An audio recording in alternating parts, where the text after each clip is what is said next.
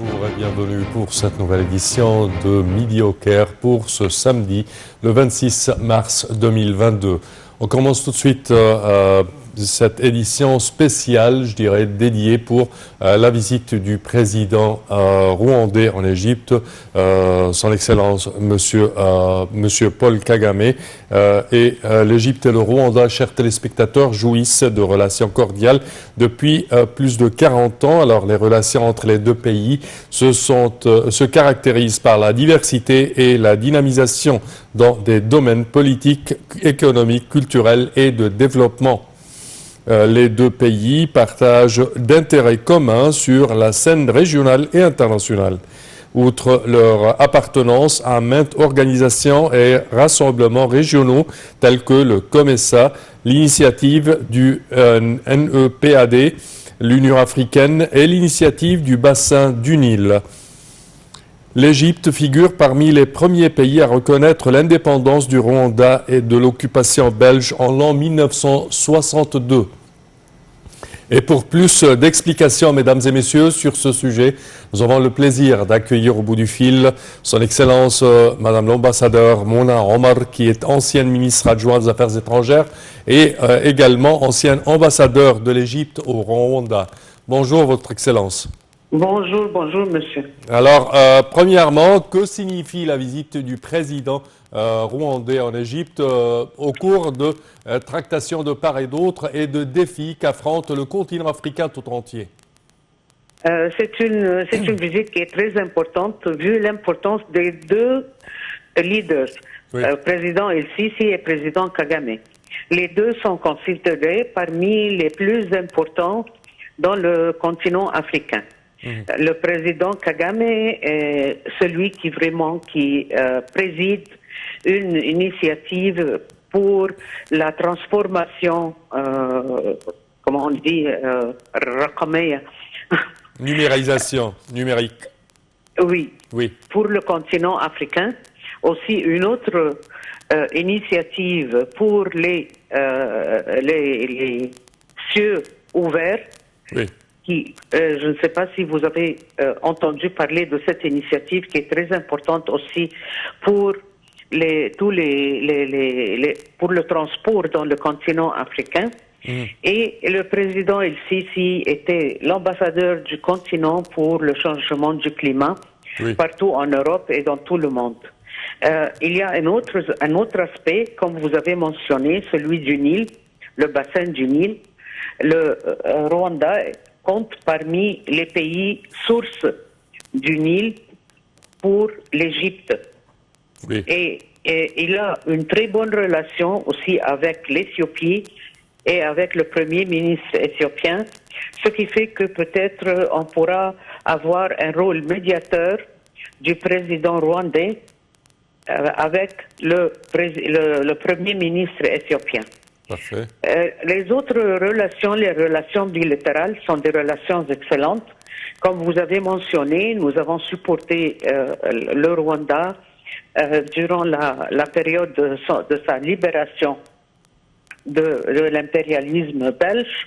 Et puis, nous avons ouvert la première ambassade au Rwanda, la première ambassade africaine au Rwanda. C'était dans les années 67. Et on a une ambassade qui est très grande là-bas au Rwanda. Les relations sont très étendues. Il couvre beaucoup d'aspects, des aspects économiques. Il y a un mouvement d'hommes d'affaires égyptiens qui vont vers le Rwanda et vice-versa.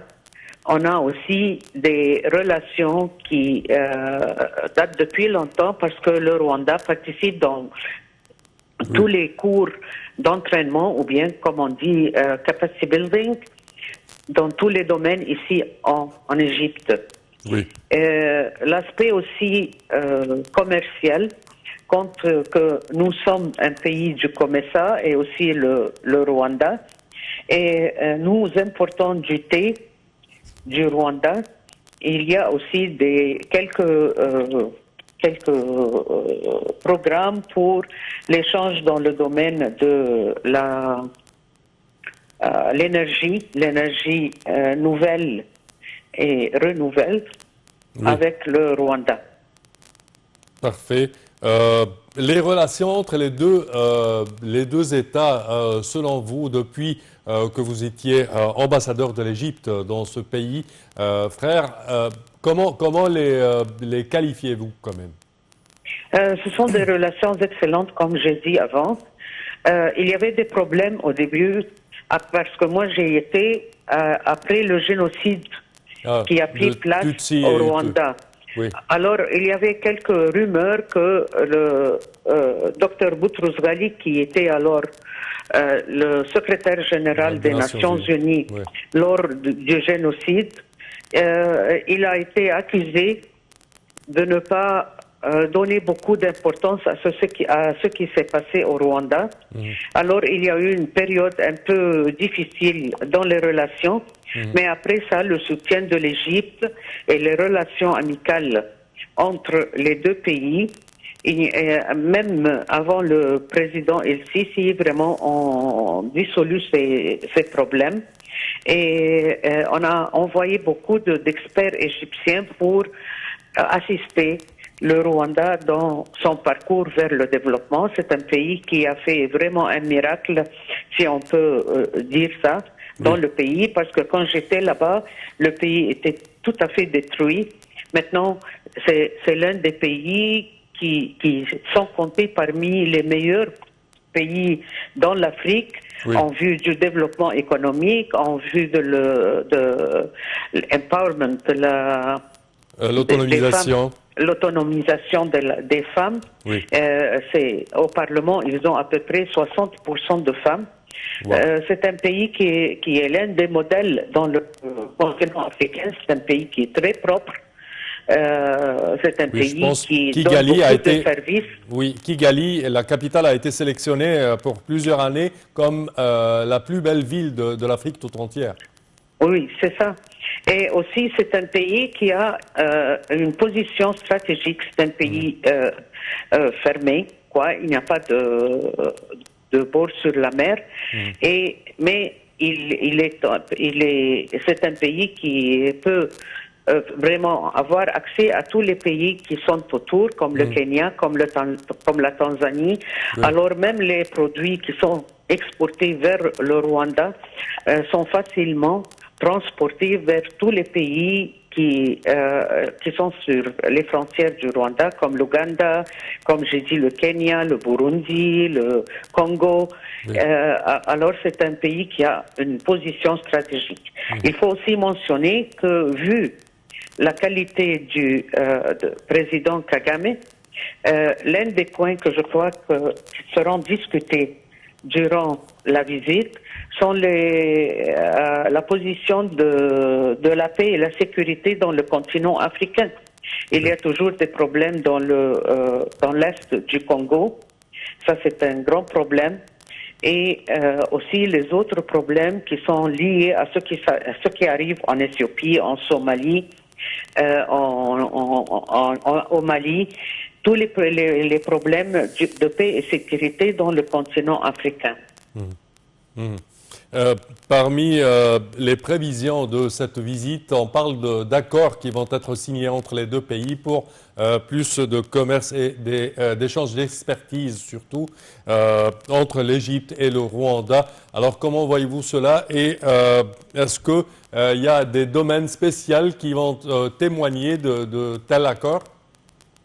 Moi, je crois que les domaines qui vont témoigner de tel accord doivent être des domaines économiques en général, oui. Comme par exemple ouvrir un peu plus pour les produits égyptiens dans le marché rwandais. Comme j'ai dit, c'est un petit marché. Le pays est très petit, mais ils ont accès à tous les marchés qui sont autour du pays.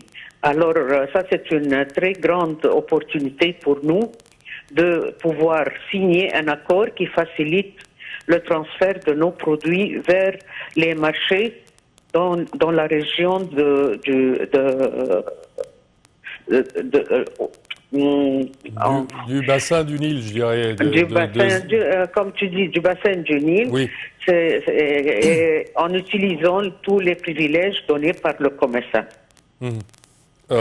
Également, le continent africain à présent se met face à plusieurs grands problèmes tels que, par exemple, l'insécurité. Vous venez d'en parler.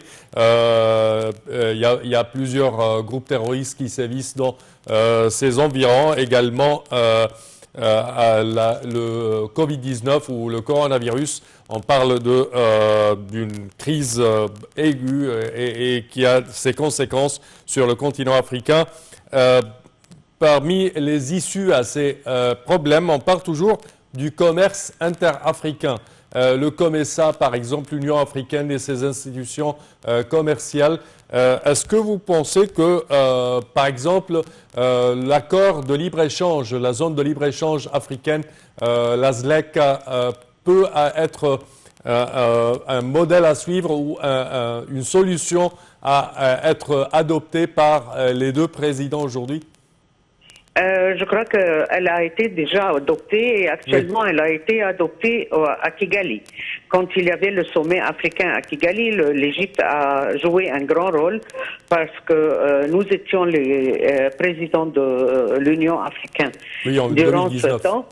Oui, et cette région économique libre africaine est vraiment est très importante pour le commerce africain et pour toutes sortes d'échanges dans le continent africain. Alors, je suis sûr que les deux leaders, ils vont en parler. Oui. Et également, en parler à présent, il y a le problème de la guerre ou le conflit ukraino-russe et son effet sur l'économie mondiale. On parle de flambée des prix, surtout des énergies, du pétrole et du gaz. Est-ce que vous pensez qu'il y aura, par exemple, des échanges commerciaux d'énergie ou fossiles, que ce soit pétrole ou gaz, entre les deux pays? Je ne crois pas parce que c'est un peu difficile d'avoir ce type d'échangement. Et puis aussi, il y a d'autres pays pétroliers qui sont plus proches du Rwanda qui peuvent leur fournir ce qu'ils en ont besoin. Oui. C'est un petit pays qui n'a pas besoin de beaucoup, mais peut-être des émissions de courant d'électricité, si l'Éthiopie n'a pas déjà promis au Rwanda de lui envoyer quelques émissions, et le Rwanda n'a pas de problème vraiment pour l'électricité, mais plutôt on parle avec eux avec les nouvelles sources d'énergie, pas le pétrole et le gaz. Oui. Ah oui, parfait. Comment voyez-vous, je dirais, les résultats d'une telle visite du président rwandais en Égypte et selon vous, est-ce que ça peut créer une sorte d'alliance stratégique entre les deux pays? Oui, je crois que ça doit vraiment créer cette sorte d'alliance stratégique, et spécialement que les deux leaders, on peut dire que ce sont des leaders pratiques.